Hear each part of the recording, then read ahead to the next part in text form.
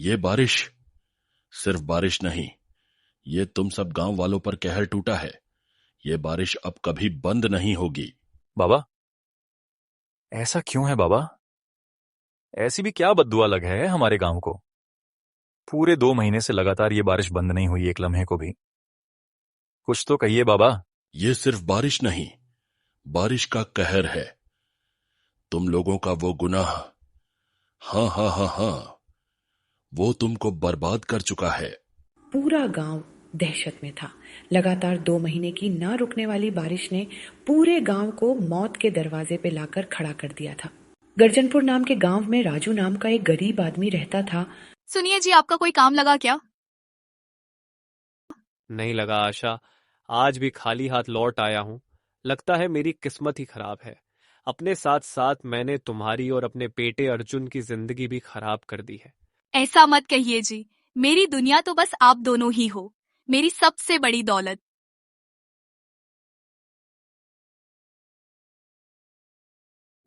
ये तो मेरी खुशनसीबी है कि इतनी गरीबी में भी तुम लोग मेरे साथ हो। तभी अचानक तेज बारिश शुरू हो जाती है। अरे, अचानक से बारिश कैसे शुरू हो गई? ये बेमौसम बारिश कहाँ से आई जी? रब खैर करे। भगवान जाने। ये मौसम तो बारिश का है भी नहीं। ये बारिश कुछ सही संकेत नहीं दे रही है। आप सही कह रहे हो जी। हमारा घर इतना पुराना और कच्चा है, जगह जगह से इससे पानी आता है। ऐसे में हम क्या करेंगे जी? तू ऐसे ही चिंता कर रही है। कुछ देर में बारिश बंद हो जाएगी। थोड़ा पानी घर में आएगा तो मैं उसको बाल्टी से निकाल दूंगा। बात सिर्फ हमारी नहीं है जी, अपना तो हम कैसे भी कर ले।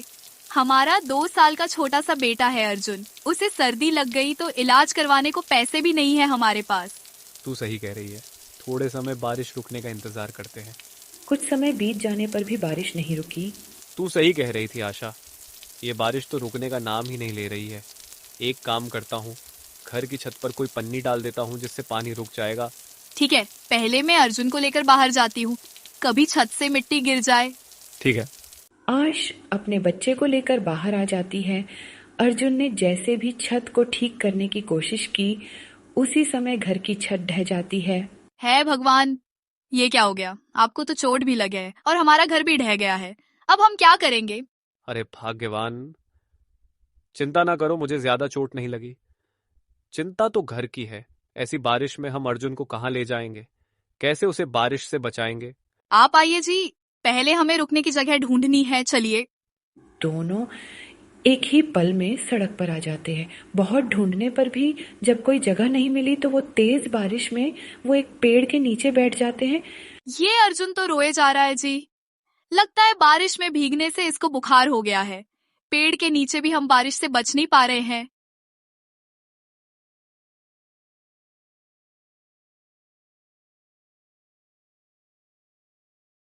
तुम सही कह रही हो।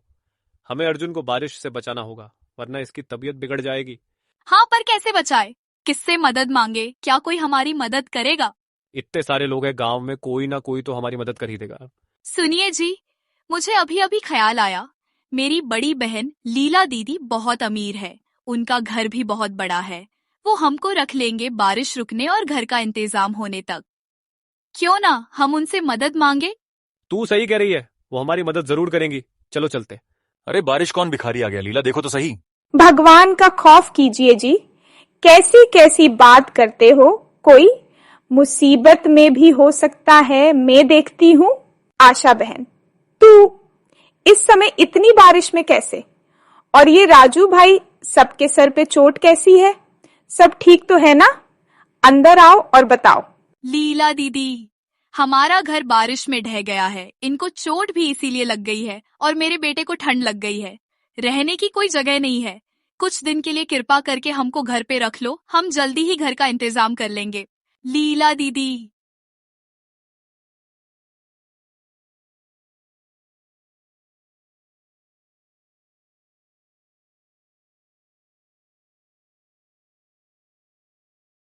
अरे, ये तो बहुत ही बुरा हुआ है। अर्जुन मेरे बेटे जैसा ही है, तुम लोग यहाँ रुक सकते हो। लीला का पति धर्म, जो मजे से पकोड़े के मजे ले रहा था, अपनी पत्नी से कहता है, ये जो तू यहाँ ऐश की जिंदगी जी रही है, वो क्या तू अपने घर से लाई थी? ये ऐश मैंने दी हुई है। अब क्या मेरे घर को तू धर्मशाला बनाएगी? लगता है तुझे भी ऐश की जिंदगी पसंद नहीं आ रही। जब तू भी जा अपने घर, मेरे घर में तेरी भी कोई जगह नहीं है।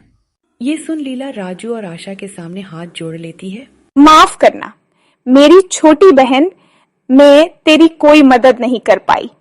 पति की दौलत पर पत्नी का कोई अधिकार नहीं होता। तुम किसी और से मदद ले लो। कोई बात नहीं दीदी, हम चलते हैं। दोनों वहां से मायूस लौट आते हैं। अब क्या करे? अर्जुन का बुखार बढ़ता जा रहा है, ना दवाई को पैसे है, बारिश भी बंद नहीं हो रही। हम ऐसे हिम्मत नहीं हार सकते जी। हम एक आद्य घर नहीं, पूरे गांव के लोगों के पास जाएंगे, हर एक दरवाजा खटखटाएंगे, कोई तो हमारी मदद करेगा। सही कह रही हो तुम, पूरे गांव में कोई तो होगा जो हमारे छोटे बच्चे पे तरस खाएगा। उसके बाद वो गांव के हर घर जाते हैं, लोगों से मदद मांगते हैं, गिड़गिड़ाते हैं, कोई उनकी मदद नहीं करता। थक कर वो उसी पेड़ के नीचे बैठ जाते हैं। 2 दिन बीत गए हैं, बारिश रुक गई है, पर अर्जुन का बुखार नहीं उतरा। पूरे गांव में एक इंसान ने भी हमारी मदद नहीं की। इतने निर्दय कैसे हो सकते हैं ये लोग? इन्हें एक छोटे बीमार बच्चे पर भी तरस नहीं आया। एक माँ का दिल तड़प रहा है जी। मैं एक माँ होकर भी अपने बच्चे के लिए कुछ नहीं कर पा रही। अगर मेरे बेटे को कुछ भी हुआ ना, तो मैं इन लोगों को कभी माफ नहीं करूंगी। तू एक माँ है, पर मैं एक बाप हूँ।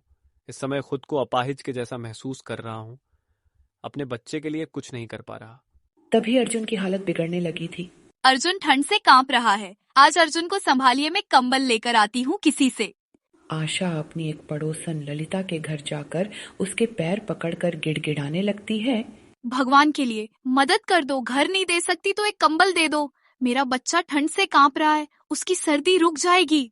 अरे छोड़ मुझे, मैं क्यों दूं तुझे कंबल? मेरे बच्चे सर्दी से बचे हैं, मेरे लिए बहुत है। तू अपना खुद देख ले। ललिता आशा को धक्का देती है, जिससे उसके सर में चोट आ जाती है और दरवाजा बंद कर लेती है। आशा कई घर कंबल मांगने जाती है, पर सब उसकी बेइज्जती कर देते हैं। शाम में खाली हाथ जब वो लौटी। माफ कर दीजिए जी, कंबल नहीं ला पाई। अर्जुन की तबीयत कैसी है? उसकी सर्दी कम हुई। जोर जोर से रोने लगता है, जिसे देख आशा परेशान हो जाती है। क्या हुआ, आप ऐसे रो क्यों रहे हैं जी? अर्जुन चल बस। भाग्यवान अर्जुन की ठंड और बुखार से मौत हो गई। हम उसे नहीं बचा पाए। अगर उसे बारिश से बचा पाते तो आज वो जिंदा होता। सब बर्बाद हो गया, सब बर्बाद हो गया। ये सुनकर आशा वहीं जमीन पर गिर जाती है और चीख उठती है। संभालो खुद को आशा, अब हमारा बच्चा नहीं रहा, हमें सब्र करना होगा। नहीं जी, मैं सब्र नहीं करूंगी। अगर गांव वाले हमारी मदद करते तो आज हमारा बच्चा जिंदा होता। ये सब गांव वालों की वजह से हुआ है। ये एक माँ की बदुआ है। जैसे मैंने बारिश के कहर को सहा है, जैसे मैंने अपना बच्चा खोया है। अचानक ही तेज हवा चलने लगती है और तेज बिजली कड़कने लगती है और तेज हवा शुरू हो जाती है और पूरे गांव में तेज बारिश होने लगती है, जिससे गांव के सारे आदमी बाहर निकल आते हैं। हे भगवान, आज तो बिजली की गर्जन कुछ अलग ही है। बारिश भी इतनी तेज है। सही कह रहे हो भाई, ये बारिश कोई साधारण बारिश नहीं लगती। भगवान करे ये बारिश जल्दी ही रुक जाए। सही कहा, ऐसी बारिश तो आज तक नहीं देखी। देखते ही देखते 15 दिन बीत जाते हैं और बारिश नहीं रुकती। तभी एक एक करके गांव के सारे घर, कोठियां सब ढह जाते हैं और सब लोग एक जगह इकट्ठा हो जाते हैं। ये कैसा कहर टूटा है हम पर? साधारण सी बारिश में हमारे महलों जैसे घर ढह गए। हाँ सही कह रहे हो, मेरी कोठी तो इतनी शानदार थी, 15 दिन की बारिश में कैसे ढह सकती है? अब इस सब का जवाब यहाँ पर किसी के पास नहीं है। हमें तांत्रिक बाबा के पास जाना होगा, वो ही हमें इसका हल बताएंगे। तुम सही कह रहे हो, पर बाबा अभी गांव में नहीं है।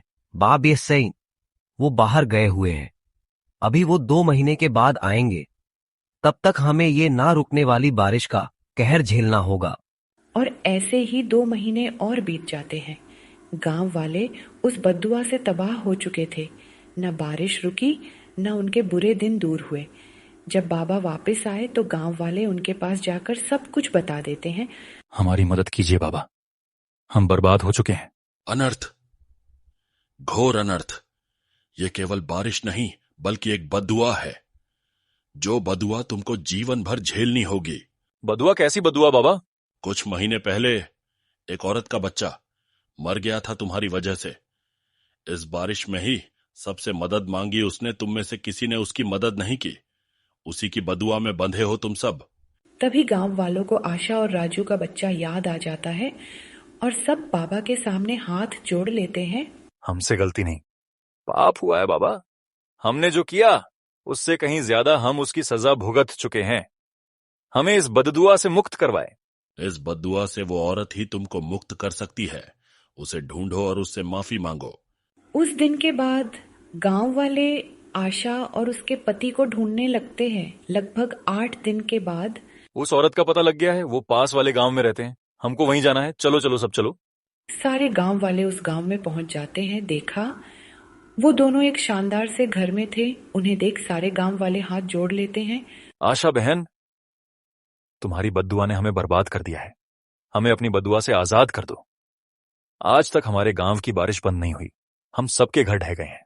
हम तुम्हारे सामने भीख मांगते हैं। हम तुम्हें तुम्हारा पुत्र नहीं लौटा सकते, पर तुम हमें हमारा और हमारे बच्चों का जीवन लौटा सकती हो। ये भीख हमें दे दो। तुम लोगों को तुम्हारे की सजा मिल चुकी है। अब अगर मैंने भी बद्दुआ वापस नहीं ली तो मुझमें और तुम लोगों में कोई फर्क नहीं बचेगा। मैं तो तुम्हें इस बद्दुआ से आजाद करती हूँ। ये सब गांव वाले उसे हाथ जोड़कर धन्यवाद करते हैं। ये सब तो ठीक है, पर तुम्हारे धनी होने की वजह समझ नहीं आई। दरअसल हम वो गांव छोड़ आए थे। रास्ते में हमें कुछ चोर टकरा गए। वो हमें मारने को थे, पर जब उनको हमारी कहानी पता चली तो उनको दया आ गई और वो सारा धन हमें दे गए, जिससे हम इस गांव के सबसे धनी आदमी बन गए। और हाँ, मुझे फिर से माँ बनने का सौभाग्य मिला है। मैं फिर से माँ बनने वाली हूँ। ये सब तुम्हारे अच्छे कर्मों का फल है। बहुत बहुत धन्यवाद। गांव वाले जब वापस लौटे तो बारिश बंद हो चुकी थी। बारिश तो बंद हो गई, पर हमारा सारा धन दौलत, घर सब खत्म हो गया। सही कहा, हर गुनाह की एक कीमत होती है। हमने अपनी पूरी जिंदगी की कमाई खो दी और उस बेचारी आशा ने अपना बच्चा खो दिया। उसके बाद सब लोग नए सिरे से अपनी जीवन की भाग दौड़ में लग गए। इससे हमें यही सीख मिलती है कि गुरूर घमंड हमसे हमारा सब कुछ छीन लेता है। सही समय पे लोगों की मदद करना बहुत ज़रूरी होता है, वरना बहुत देर हो जाती है।